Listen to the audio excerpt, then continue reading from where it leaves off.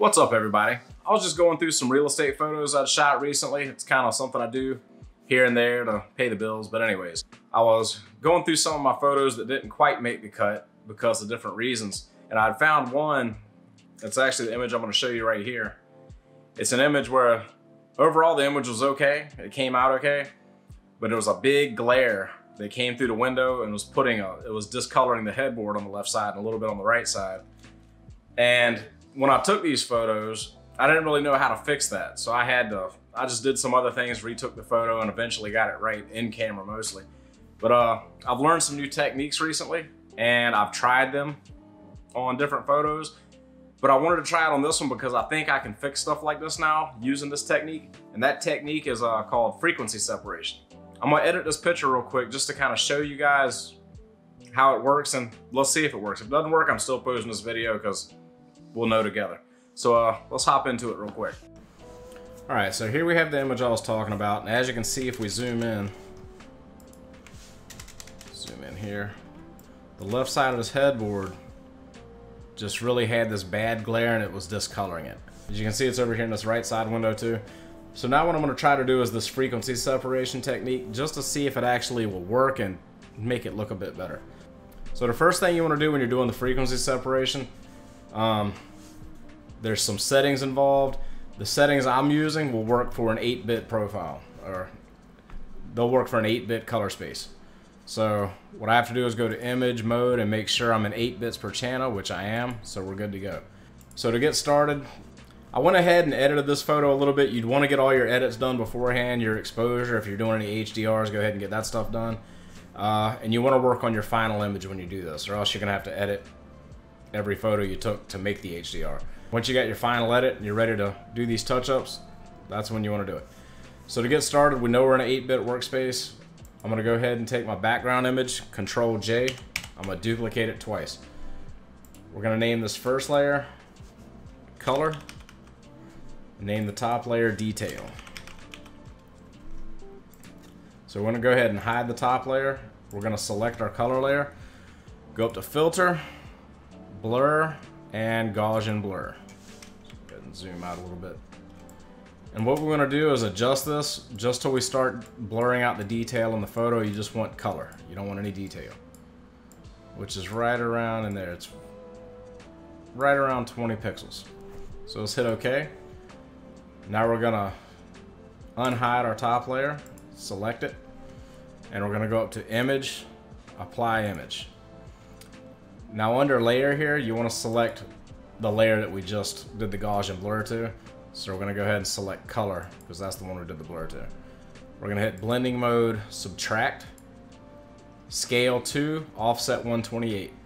Now the scale and offset, if you're working in a 16-bit color space, those numbers are going to be different. I don't know what they are off the top of my head. You can go Google search it and find out, but I don't usually work in 16-bit color space anyway, so moving on. I'm going to hit OK. Now we're going to set the blending mode of this layer to linear light. So now pretty much what we've done is taken our photo and we've divided it into 2 layers. One layer containing all of the color information, and the top layer contains all the detail information. And now to try to fix our color, what we're going to do, we want to zoom in. We want to be able to see where we're going to be coloring really good. We're going to create a new layer, and we're going to put it underneath the detail layer and above the color layer. That way it's kind of sandwiched in the middle, because we want to work on the color but have the detail over it. So what we're going to do is select that layer, select our brush tool. You want to set your flow to around 5%. Between 5 and 3% works the best. If you're really being touchy with it, you can put it at 1%. You're just going to be doing more brushing. With your brush tool selected, you can hold Alt, and you want to click somewhere right around where you're going to be repairing that the color is correct. So about the closest spot is right around in here for me. So that's going to pick the color from my brush. I'm going to set my hardness to right around 50%. And you adjust the size as you need it. I'm going to go as big as I can without being too crazy. Right about there. So now we just start brushing in. Make sure you're on the layer in between your color and your detail layer. Alright, that's your work layer. In fact, let's name that work layer. Work layer. There we go. And now we're just going to start brushing in where the color's wrong. And as you can see, that is already making that yellow glow disappear. That's absolutely crazy. Like I said, this is my first time trying this, so I'm seeing this the same time you are. And this is really cool. There's some defringing right here that I need to do, but we're not worried about that. Whole lot of purple fringing in this one. Let's keep going up around here, adjust our brush size and get that edge.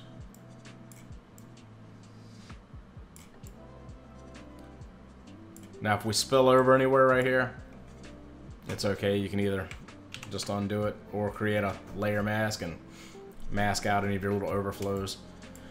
Now we can move over here. Let's get really zoomed in. We're gonna sample the color right around here. Turn my flow down a little bit and start brushing. All right, as you can see, it's kind of making this spot darker than I want it. So that means I probably need to turn down the flow on my brush just a little bit. So I'm gonna put that down to 1%. Sample a little bit lighter color right down in here. Change my softness just a little bit and start brushing it in.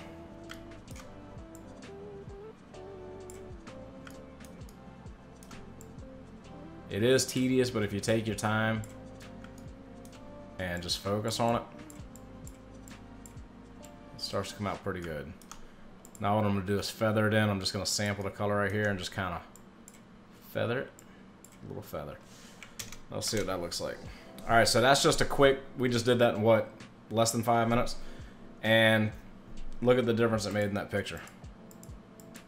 That is so much of a big difference. Had I known this a month ago, I wouldn't have had to waste my time reshooting the picture. It didn't take long, but you know, in the event that I don't catch it in camera and I get home and I'm surprised with something like this, now I know I should be able to touch it up and fix it. But yeah, that's a really awesome trick. Now, there's another piece of this bed down here. Just for the fun of it. Let's see what it does. Go ahead and sample this color green and start brushing it in. Look at that, it starts getting rid of the dark spots. Yes, I will definitely be using this more often. Turn the flow up a little bit more.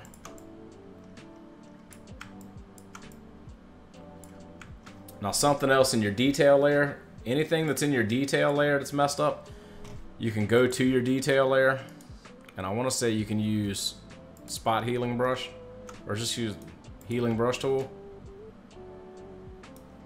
Sample an area close to it, and you can fix the detail. So that actually came out a lot better than I thought it would. I didn't really know if it would work, but damn, that worked pretty good. That was just a quick video just to go over that, just to see if it would work. It worked. I feel better posting this now, but I plan on doing a lot more of these edits, and a lot of my landscape photos that I've been doing and editing, I'm gonna start putting those on here too, just to kind of show techniques so other people can learn and maybe apply some of those techniques, because I know I've learned so many things from watching YouTube videos. I might as well give some back, if it's even anything I can give. I'm gonna do what I can. And with all that said, I'm gonna get all the stuff wrapped up, get out of here, go enjoy the day, go to the beach, something. You guys have a wonderful day, wonderful weekend, if it is still the weekend when you're watching this, and I'll see you on the next video.